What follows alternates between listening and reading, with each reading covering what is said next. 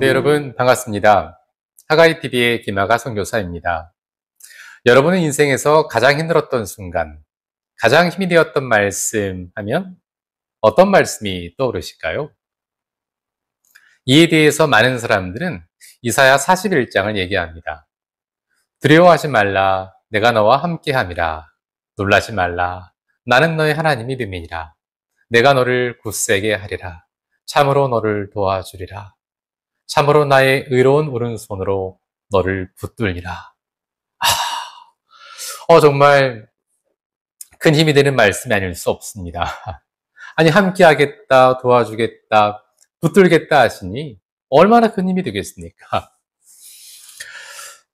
하지만 우리 현실은 어떻습니까?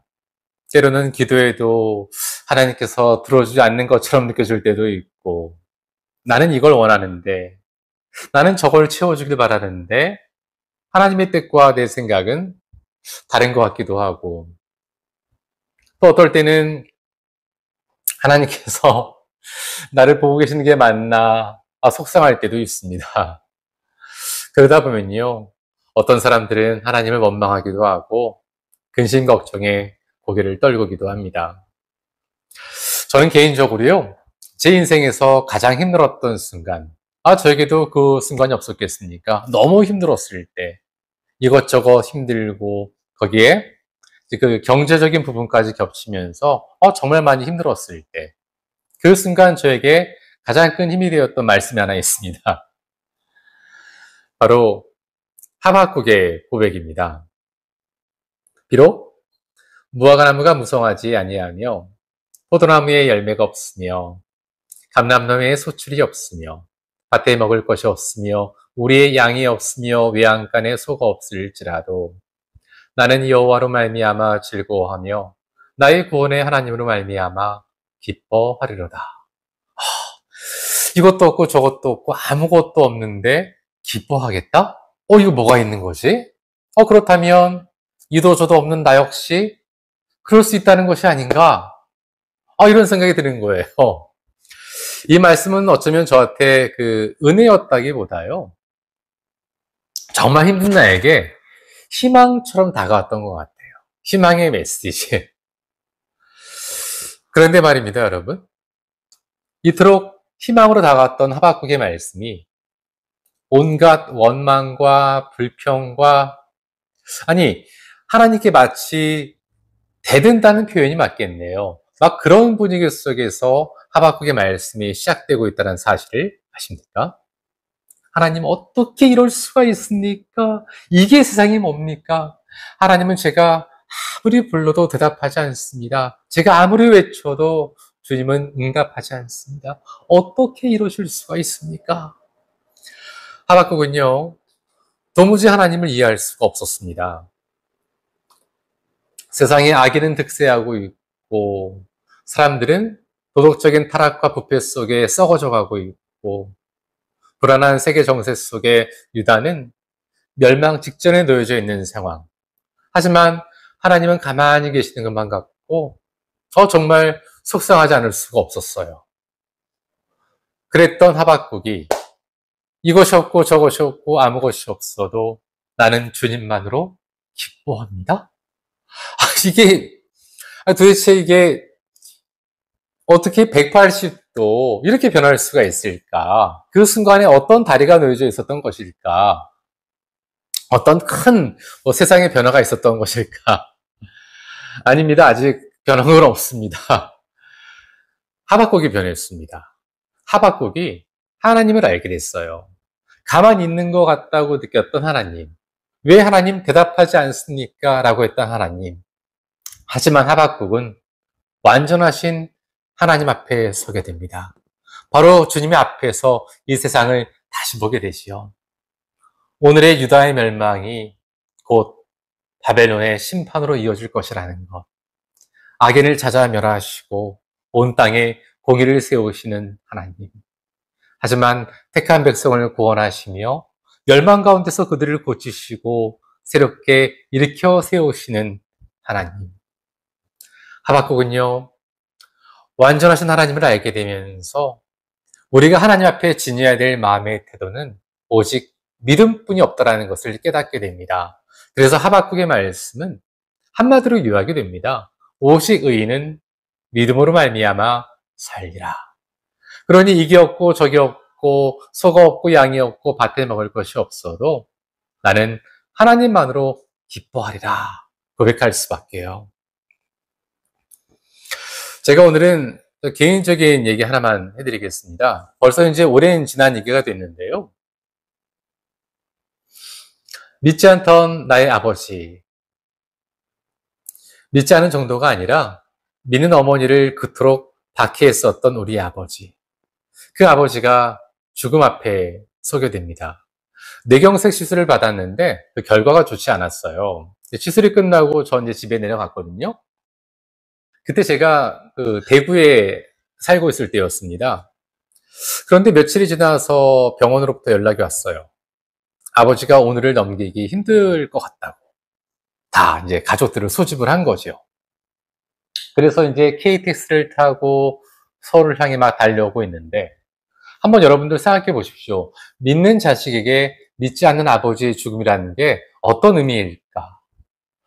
그동안 수십 년 동안 흘렸던 엄마의 눈물은 뭐지? 나의 기도는 무엇이었을까?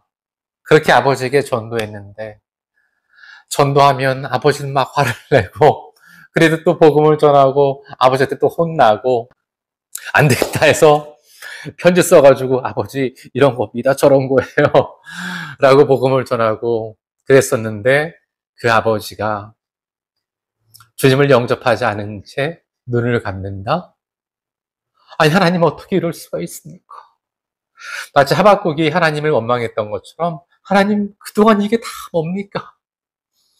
라고 원망하지 않았습니다.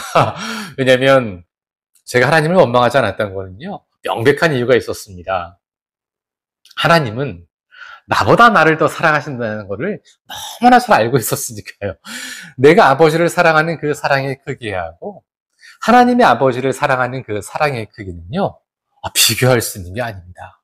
나의 요만한 그 사랑으로 십자가에 죽기까지 아버지를 사랑하신 하나님 앞에 하나님 왜 이럴 수가 있습니까? 이건 말이 안 되는 거거든요. 비록 끝내 아버지가 주님을 영접하지 않았을지라도 하나님께서 아버지의 죽음을 허락하셨더라면 그거는 당연히 정의로울 수밖에 없는 하나님의 공의의 심판이었겠지요. 저는 그것을 너무나 믿고 있었기에 하나님에 대한 원망은 말이 안 됐고요. 그저 너무나 아팠답니다. 사람들이 있는 열차 안에서 막 소리내서 기도할 수는 없는 문제였고 속으로 막 외쳤지요. 하나님, 저는 하나님을 원망할 수 없습니다. 하나님은 언제나 오르시니까요. 하지만 하나님, 이대로 저희 아버지가 눈을 감는다면 너무나 아플 것 같습니다. 제가 너무나 가슴이 아플 것 같습니다. 한 시간 있다가 혹시 연락이 오진 않을까? 이렇게 열차를 타고 가던 중에 혹시 병원에서 전화가 오진 않을까? 막 조마조마해 가면서 눈물을 흘리고 그렇게 서로를 향해 달려가고 있었지요. 그리고 저희 아버지는 그 이후에 1년을 더 사시면서 하나님을 영접하게 되고 세례를 받으시고 보통 그 믿지 않던 사람이 믿음을 물어오면 네, 아니요, 그렇습니다. 이렇게 대답을 하잖아요. 저희 아버지는 아멘, 아멘, 이렇게 화답하시면서 죽음 앞에서 뭘 보신 건지 저희 아버지는 진심으로 그리스도를 영접하시고 1년 후에 생을 마감하게 됩니다. 아버지가 그 돌아가시던 날, 제가 또 잊을 수 없는 기억이 하나 있습니다.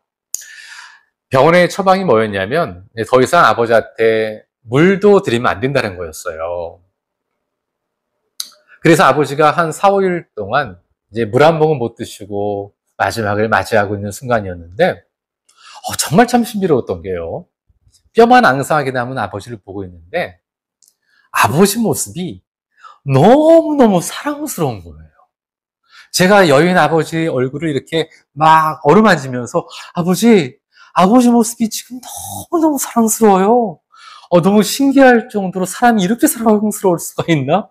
막 그렇게 아버지를 쓰다듬고 하다가 아버지는 편안한 가운데 숨을 거두셨답니다. 제가 이 말씀을 드리는 이유는요. 우리 아버지 이렇게 해피엔드로 끝났습니다. 라는 걸 말하려고 하는 게 아닙니다. 제 삶 속에는 가슴 아픈 기억도 많이 있는걸요. 그게 아니고요. 제가 정말 드리고자 하는 말씀은 우리가 하나님을 안다면, 내가 정말 하나님을 믿는다면 내 마음은 언제 어느 때라도 기쁨 가운데 있어야 한다는 겁니다. 인생이 힘들다고 뭐가 어렵다고 그것 때문에 내가 하나님을 원망한다? 이거 옳지 않습니다. 여러분, 주 예수 그리스도를 바라본다면, 우리 가슴 속에 예수 그리스도의 십자가가 있다면 뭐가 보이시겠습니까? 당연히 천국의 소망이 보입니다. 죄투성이 인간에게 활짝 열려있는 천국의 문. 우리가 정말 주님을 바라본다면 우리 마음속에는 천국의 소망이 있지요. 그 소망을 품고 우리가 하루하루를 걸어간다면 인생의 어려움, 고달픔, 그것 때문에 내가 하나님을 원망한다? 이거 가당하지 않습니다. 혹 여러분 가운데 하나님을 믿는 분이지만 내가 하나님 감사합니다 라고 고백했던 게 언제인가 할 정도로 멀어져 있다면, 고달픈 하루하루의 삶 속에서 기쁨도 즐거움도 잊고 있었다면 오늘 하박국의 말씀을 통해서 여러분에게 큰 회복의 축복이 있기를 간절히 소망합니다. 혹 여러분께서 하나님을 믿지 않는 분이시라면 지금 있는 자리가 어디이든 바로 그 자리에서 하나님께 나와 하나님을 바라보시기를 간절히 축복합니다. 주 예수를 믿으라. 그래야만 너와 내 집이 구원을 받으리라. 주 예수를 믿으십시오. 그래야면 구원을 얻습니다. 오늘도 함께 해주신 분들 진심으로 감사드리고요. 언제나 여러분에게 하나님의 넘치는 축복이 있기를 간절히 소망합니다. God bless you. 감사합니다.